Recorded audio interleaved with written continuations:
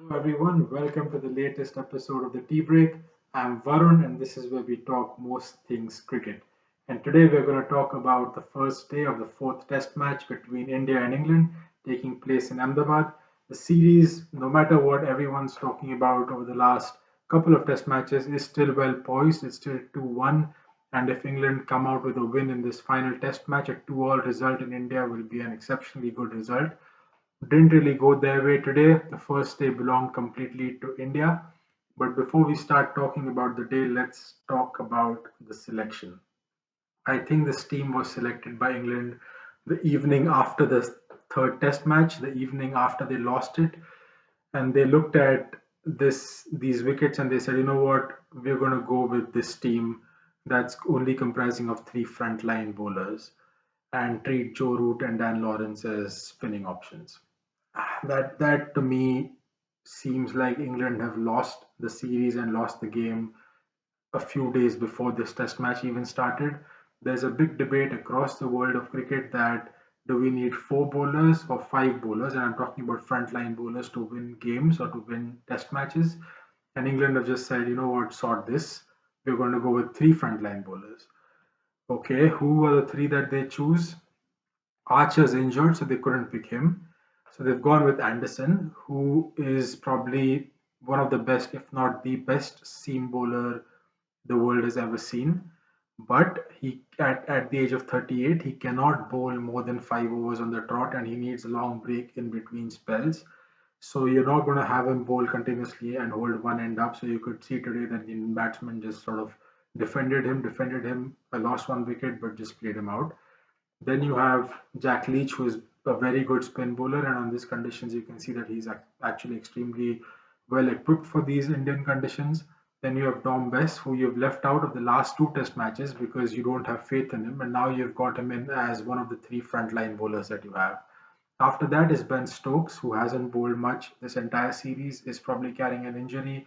Reports are that he's also carrying a stomach bug in this game, so he bowled a couple of overs and was out of action today. So a really, really poor team selection. And I praised England the last Test match because I thought they went with their best team to take 20 wickets and win the game. They didn't. And this Test match, they've gone completely the opposite way. It was a horrible team selection, very defensive by just bolstering up the batting lineup and taking only three frontline bowlers on this wicket. And I think it's going to cost them dearly. They're probably out of this match already, is what I feel. I mean, Test cricket does throw up really interesting things, but I think that they're already out of this game. Now let's look at the batting. What I look at when I see young players playing in India is that okay, you've not done well in your previous game, but have you learned from it? Have you actually learned and applied the technique from your mistakes in your previous game? What happened in the last two games was the English batsmen were getting out to straight deliveries. The last Test match in particular, they just got out to all straight balls. And what happened today was the same, which is even shocking because as an opening batsman, if you're coming in and you're then playing for the turn when the ball is going on straight and you're not learning from your previous games, it just it doesn't look good, and it sort of makes me feel that the opening batting of England is a big concern for them. Over the years, they've always had one solid opener like Andrew Strauss, Alistair Cook, and now they just don't have that one person to hold one end up at the start, and especially not equipped for spin bowling. And then you look further down the order on how the English batsmen got out and who made the biggest impact in terms of the Indian bowlers. You can see that the spinners took most of the wickets, yes, but I think the biggest impact was done by two bowlers in particular, Mohammad Siraj and Washington Sundar. Mohammad Siraj with his big heart, that quick in swinging delivery or in seaming delivery that got both Joe Root and Johnny Bairstow, and Washington Sundar who got Ben Stokes. So even if Akshar Patel and Ashwin will take away most of the credit with their 7 wickets, the biggest impact was Mohammad Siraj and Washington Sundar because they got Joe Root, Johnny Bairstow, and Ben Stokes out, who are their backbone, who are the backbone of the English cricket team. So I think kudos to both of these players. Terrific bowling. Mohammad Siraj in particular, very impressive. Ravichandran Ashwin bowled very few overs, surprisingly for an Indian track, but Virat Kohli read the pitch very well. He read that Akshar Patel was getting more help. He read that Washington Sundar could break stands, and I think that's where he's really grown as a captain. And you can see that tactically on the field as a captain, Virat Kohli is now completely in control.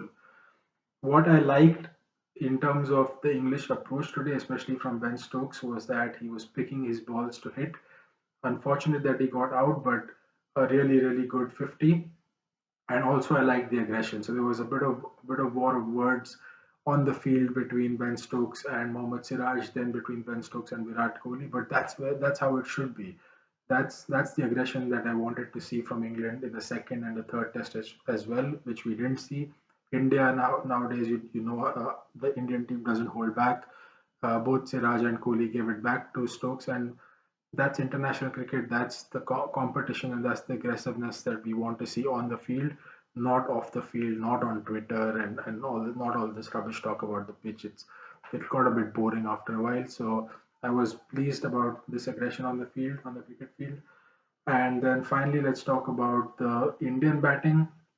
I mean, England with 205 is out of the game. First innings, you win the toss on India, you need to score 450. They've got 200, so really, really disappointing performance. When it came to the Indian batting, Shubman Gill is a cause for concern, I think now, because it's been four Test matches in a row that he's not fired, and I'm not saying cause for concern for anything in his technique or his ability, but because there are batsmen waiting in the wings. You've kept Mayank Agarwal out, who was your highest run scorer last year. You've kept him out because he had two bad games in Australia. You've given Shubman Gill a long rope, but if he doesn't come good again in the second innings, if we come to the second innings, if Shubman Gill doesn't come good, then I think Mayank Agarwal will be back in the squad. A lot of depth in the Indian batting. Tomorrow, what do we want to see? England to come back fighting, try and restrict India to as low a lead as possible, probably get early wickets. If Jimmy Anderson can break a few open, it'll be very interesting. The game will get very interesting. And from an Indian point of view, it's just to bat out the whole day tomorrow and probably the day after as well to get a massive lead over England and then get them out and finish this game in a hurry. Overall, India's day, India's series, and that's it for me for today. So, talk to you tomorrow.